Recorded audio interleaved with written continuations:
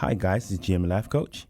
This is a new podcast today. It's from a lady named Lara, who's a great poet and musician. She won a competition to be on our show, and apologies to her because it's taken a little while to get it out. Just been so busy in the last few months, but now it's out, and hopefully you like it. There's also going to be another podcast from her coming straight after this one. So guys, thank you so much for your patience. Thank you so much for those all around the world that are listening and giving the show love. I'm going to keep doing odd shows here and there.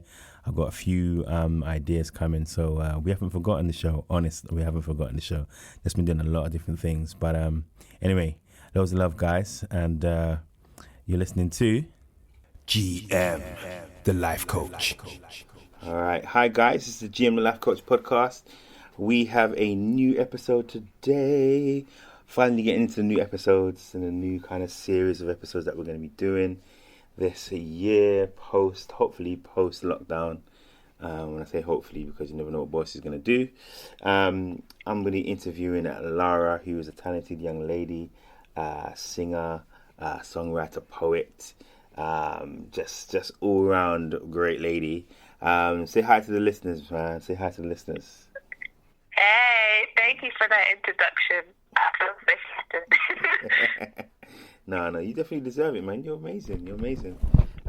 Like I was saying earlier, I looked at your Instagram and I was like, damn, this girl is good. This girl is good. Yeah, man. So, all right. So, I asked you before, very quickly about how you got into doing poetry. And I know you do many different things. But if you just let the listeners know how you got into poetry, and we'll go from there. Mm-hmm. Cool. So I know, like in primary school, I really liked turning stories, like fairy tales, into poems, and like my teachers used to give me stickers for that. So I think that's like my earliest memory of poetry. But then I didn't really do much of that in secondary school. But I liked performing. I liked drama. I liked English, and I took part in this competition called Poetry by Heart, where you recite poems off by heart, and like really, really enjoyed that. But then I've always kind of been quite scared of like singing and performing in front of people in terms of music. But over like the last year of lockdown, just a bit before then, I've like been challenged to like start writing again and to start singing. And through that, there's sometimes where I'll be writing and it won't be a song. I'm like, nah, this needs to come out some other way. So either I'll write a spoken word or a poem, and that's kind of sparked my love for poetry again. Wow. So, yeah. Yeah, good. So how long have you been doing it? Like a year and 4 months. Yeah. And what type of poetry do you like to do? Is it all? Because I know a lot of your poetry is faith based, right? Am I getting that right, or is it?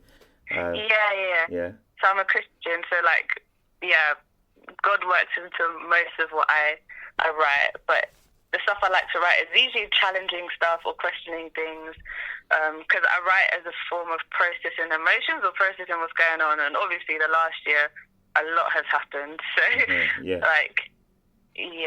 lot of what I write is based on things that happen and how I feel and what I like observe. Yeah. So what would you say is your niche in terms of like subject matter? What is your favorite kind of subject matter? Obviously, we have the faith. Away from the faith, what is your favorite subject you like to talk about? Is it everyday life or? Away from faith. Oh. So we I don't know. I know, like how what usually ends up happening is like it ends up with some sort of hopeful message at the end. Yeah. Ish, but I don't know. I like talking about like whatever world issues are hitting me right now, whatever personal issues. Yeah. Yeah, and sometimes people give me a prompt. Like I asked my sister once, give me a prompt. She gave me a prompt she just gave me the word games, and I ended up writing about racism. So it doesn't always go the way I want. And so you can go off track then. Is that what we're saying? There we go, start one place and go to another. That's what we're saying. Yeah, so, I don't know. Wow. I'm still learning. Yeah. So can you do freestyling when you do your...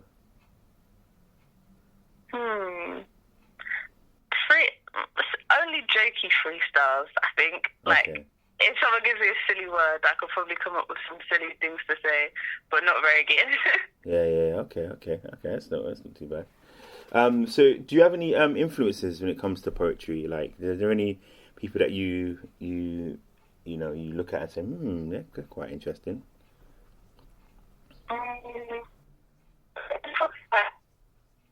Some music, the way that people play on words that like I really, really like. Yeah. There's only one person that's in my head right now. Gospel artist called Jonathan Reynolds, and he's really, really good at like using words to paint really big pictures, but not in a really, really serious way sometimes as well. Like sometimes it is really jokey. Yeah. And I don't know, I just really like wordplay. So. Nice. So do you incorporate his style into your stuff? I can't play the guitar like he does, but if I could, I probably would. But yeah, I think I'm just, sometimes when I listen to people's, Janae Aiko as well, she's really, really good. Yeah, definitely. At doing that. But I think they definitely influenced me in terms of like their flow, maybe. Yeah. Yeah. Okay. So you do also play the guitar. How did you get into playing the guitar, or is it just you started doing it now, or what? That's another primary school one. So I used to go to guitar club at lunchtime when I was in primary school, and that's where I learned like the basics of everything. And then I just had like Argos cheapest guitar, and throughout secondary school I wouldn't really play, I wouldn't really practice, but if there was a song I'd look up it online and maybe play it every now and then. So I taught myself some new chords, but like I couldn't even strum properly or anything until like the last year and a half when I picked up the guitar again. I was like, no, like let's work at this. Yeah. So yeah, now I'm just trying to like bit by bit teach myself more and more things, learn more chords. But I'm not trying to I haven't done any music theory type things. I'm just trying to learn it all naturally. Yeah. Yeah. Which some would say is the right way to do it. I think some would say that. Some would say yeah. Good stuff. All right. So you write. You're a poet. You play guitar. Whatever facets do you have to yourself?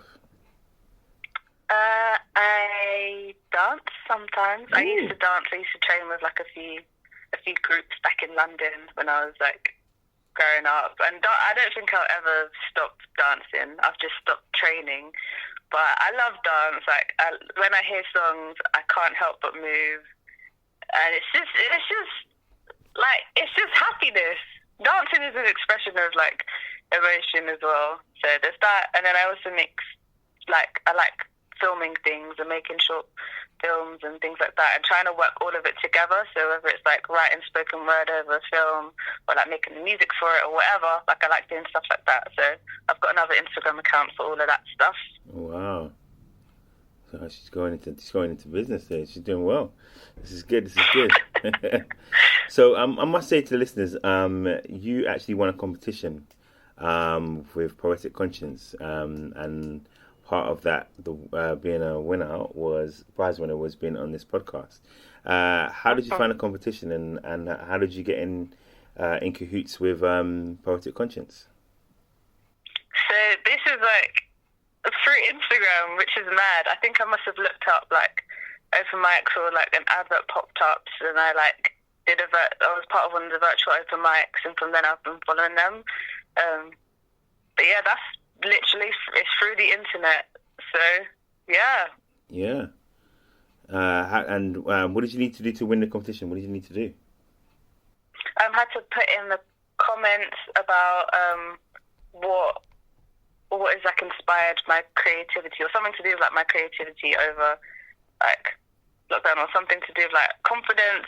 I can't fully remember, but all I know is that I wrote about how like I used to be scared to sing and perform, and here we are, and now I'm like trying to grow in these like creative gifts. So yeah. So have you performed at one of their events, or one of their they used to have a live Poetic Conscience live, didn't they? Live event on Instagram. Did you ever perform in one of those or beforehand? Yeah. So I did a poem that I wrote on on Instagram Live. Uh-huh. So again, it's one of these weird things where, like, because everything is virtual, I've never met like any of them in real life, but I've been able to engage like in like an online community, which is really, really cool. Yeah. How did it go down when you performed? Yeah, I think it was alright. What did I do? I think I did the poem that started about games and ended up about racism. So yeah, that was good.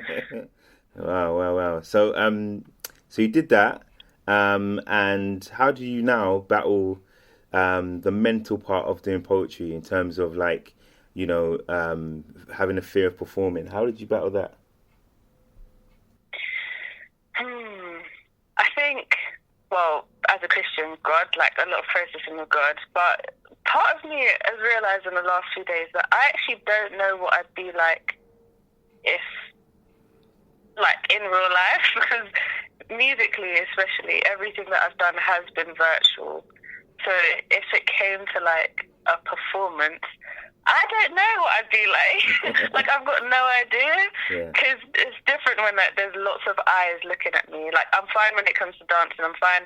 Even with poetry, I think I would be all right. It's singing where I'm more like, I don't know what I'd be like with real humans staring at me with real eyes and real bodies, you know? Yeah.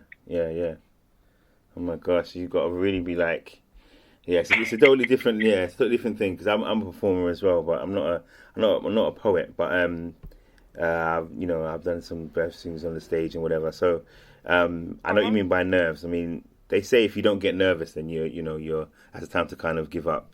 So the nerves are always a good thing. Has you ever got really nervous and stopped yourself from performing?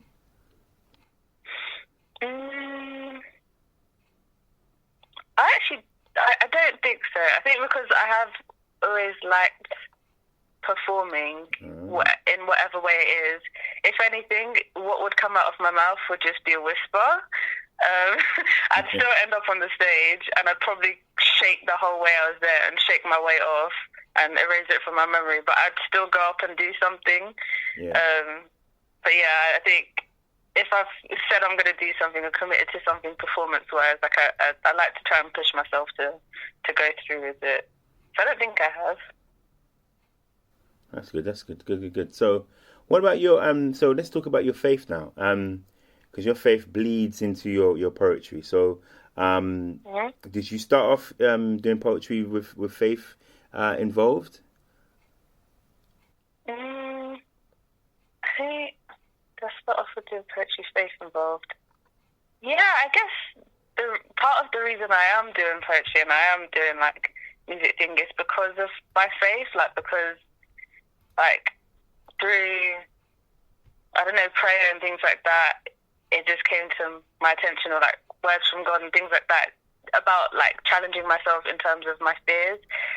One of them being music, and I just thought like, if I believe that God has created me in His image and everything within me that He's given me is a gift to be used like to reflect Him, why would I dull anything that I have because of fear? Like, fear is not a good reason to not try and like be exactly who I've been created to be. If it's like, okay, I'm not very good at this, or like it's not for me, or it's not my calling, or it's not my any of this stuff, like then that's different from the mere reason I'm not going to try anything being that I'm too scared to do it. So yeah, that's the reason I started doing all of this in the first place. And I really enjoy it now. And it's something that I didn't really know was like a part of me, or like that could be a healthy outlet of emotions or any of that stuff. So yeah. So did you start your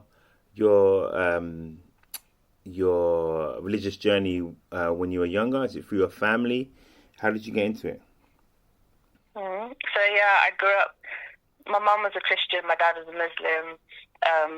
He became a Christian before he died. My dad died when I was 13. But yeah, I grew up in like going to church and things like that. I've been involved in like lots of creative things in church as well. But I would say it was when I moved away at like 18 to uni that I really I was like, okay, well now I'm on my own. Like, what do I really believe? Like, my faith has to be my own. And I'd never really been around Christians who are my